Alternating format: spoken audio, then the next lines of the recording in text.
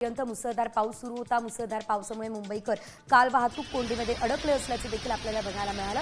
Western express हायवेवर मोठ्या प्रमाणात वाहतूक कोंडी झालेली होती। विलेपार्ले, जोगेश्वरी, अंधेरी आणि कांदिवली या भागांमध्ये वाहनांच्या लांबच लांब रांगा लागल्याचेही बघायला मिळाले।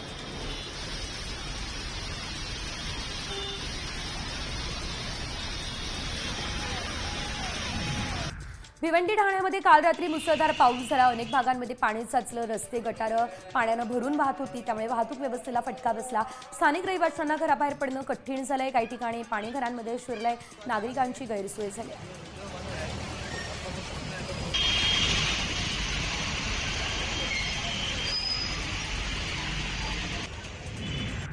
नवी मुंबईमध्ये काल रात्री मुसळधार पाऊस झालाय। वादळी वाऱ्यामुळे नवी मुंबईमधलं जनजीवन विस्कळीत झालं।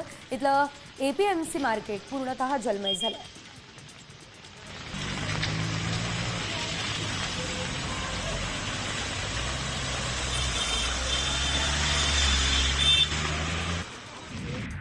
नवी मुंबईमध्ये काल रात्री मुसळधार पाऊस पडलेला आहे। वादळी वाऱ्यामुळे नवी मुंबईमधलं जनजीवन विस्कळीत झालंय। इथले एपीएमसी मार्केट जलमय झालेलं आहे।